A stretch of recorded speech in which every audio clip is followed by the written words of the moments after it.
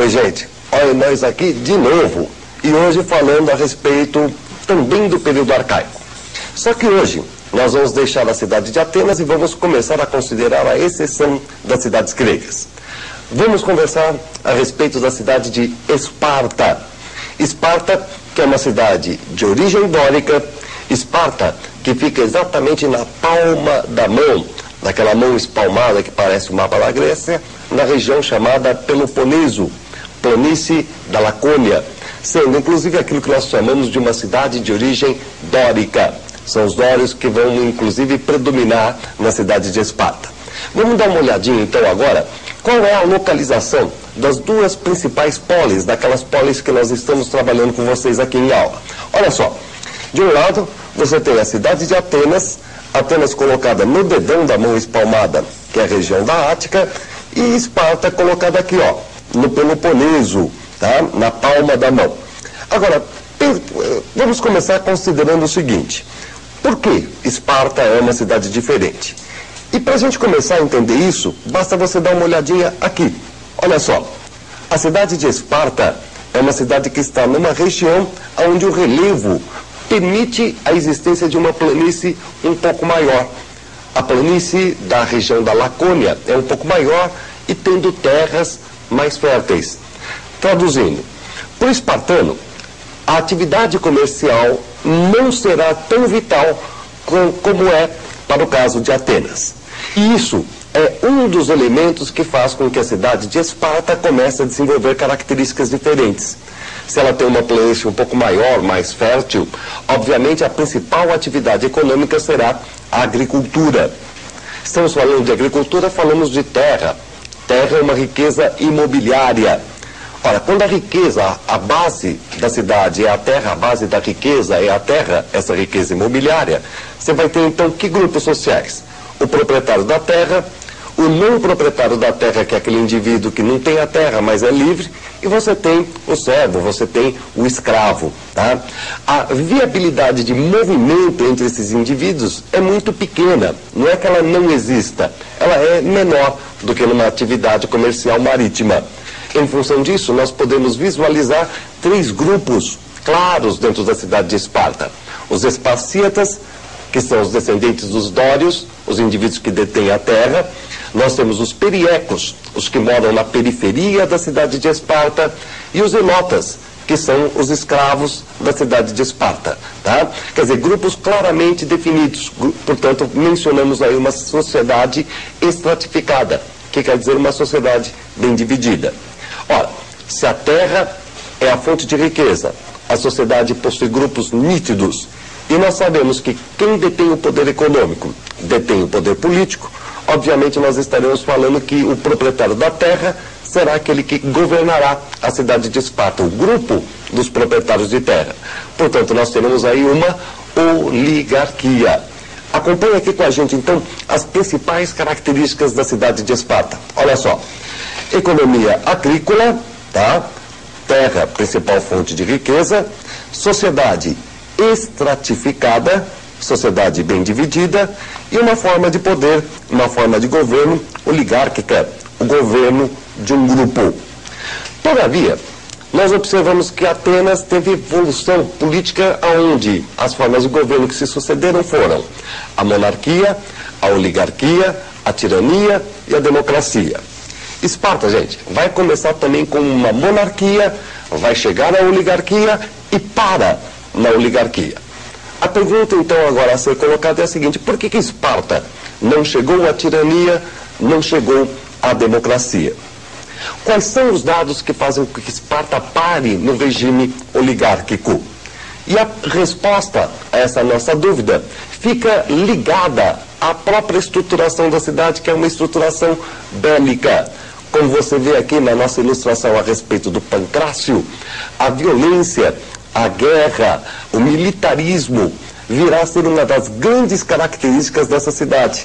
Será exatamente um dos dados fundamentais para a educação espartana, para a montagem do Estado espartano, para a estruturação, inclusive política, da cidade de Esparta. E é uma das razões pelas quais ela vai ficar parada no tempo e no espaço. E aí a pergunta vem a ser a seguinte: pô, mas será que os escravos são os responsáveis, etc., por tudo isso? Por que ela vai ficar na oligarquia, se Atenas tinha escravo também, e superou? A razão é a seguinte: Esparta, na sua montagem, na sua configuração, ela se envolveu em um conjunto de guerras longas, muito tempo de duração. E enquanto essas guerras estavam transcorrendo, é que a sociedade, que os órgãos foram começando a se organizar. Enquanto o espartano estava na guerra, claro, os escravos na retaguarda se reproduziam. Terminada a Segunda Grande Guerra na região da Messênia, logo ali uma planície ao lado de Esparta, quando os espartanos voltaram para casa, os esparcíatas voltaram para casa, eles começaram a perceber que o número de esparcíatas, dos descendentes de Dórios, era muito menor do que o de escravos. Resultado, Esparta é uma cidade que tem muito mais escravo do que esparcíata. E é claro, isso cria toda uma situação de polvorosa, uma situação dramática, porque a qualquer momento uma rebelião de escravos poderia estourar. Justamente por isso é que Esparta vai acabar desenvolvendo todo um tipo de militarismo, que vai ser a sua principal característica e também um elemento principal da sua força. E aí viria uma outra pergunta: pô, mas não dava para aumentar a população de espartanos? Espartano até que tentou, só que ele não conseguiu fazer a sua população aumentar. Aí você vai, pô, mas como é que acontece esse treco, tal, etc. Da seguinte forma: suponha que tenha nascido aí um certo número de espartanozinhos homens. A mamãe, quando dá à luz, sabe que esse garotinho vai ter que enfrentar os escravos numa rebelião aí, geralmente numa proporção de 6-1. Então o espartanozinho vai ter que ser fisicamente perfeito. Então a mãe dá à luz, olha para a criancinha, se ela percebe que a criancinha tem algum defeito físico, ela estrangula a criancinha e vai embora. Agora, se a mamãe não enxerga defeito nenhum, resultado, ela é obrigada a levar até um magistrado chamado Éforo, que verifica se a criança tem algum defeito, se tem algum problema, se é corintiana. Aí ele solta lá de cima para se esborrachar cá embaixo, lá nos rochedos. Resultado, logo de cara, você já tem uma redução na taxa de natalidade. A própria mãe ou o magistrado acaba eliminando aqueles que são considerados mais fracos. Até a idade de 7 anos, lá está o espartanozinho vivendo com mamãe, vovô, titia, vovó, tal, etc. 7 anos, ele pega, vai ao fotógrafo, tira 2 fotos 3x4, que junto com a sua certidão de nascimento, ele leva até o posto de alistamento militar mais próximo, para buscar o seu CAN. Traduzindo, gente, 7 anos de idade, esse cara vai para o quartel. Ele vai passar a receber uma educação do Estado. É claro que o Estado não vai perder tempo com molengas. Ele vai fazer uma seleção daqueles indivíduos que estão ali. E justamente eles colocam todos os espartanozinhos ali dentro de um templo, e nessa hora aparece um magistrado. Os magistrados entram no templo e batem nessas crianças até que todas desmaiem. Obviamente, muitas não voltam do desmaio. Eram as mais fracas, já foram selecionadas. Quer dizer, você tem uma outra queda aí no número de espartanozinhos. Aí começa aquela vida saudável, muito exercício, muita ginástica, tal, etc. E esse tipo de educação vai até os 17, quando o indivíduo espartanozinho, então, está naquele momento de fazer o seu vestibular. Muito diferente daquele que você está pensando em prestar no fim do ano. Nesse vestibularzinho do espartano, o espartano perde toda a sua roupa, é jogado fora da cidade e falam para ele o seguinte: olha, você tem que sobreviver por sua própria conta durante um ano inteirinho. Resultado é um teste de sobrevivência, onde você tem uma outra queda no número de espartanos. Olha, com todo esse volume de educação, completado o ano de teste de sobrevivência, o espartanozinho volta. Resultado, chegando ele vai ter a sua festinha do diploma. A festinha do diploma espartano chama-se criptia. Ele recebe um punhal. Com esse punhal ele pode sair pela cidade à noite e todo escravo que ele encontrar ele pode simplesmente matar.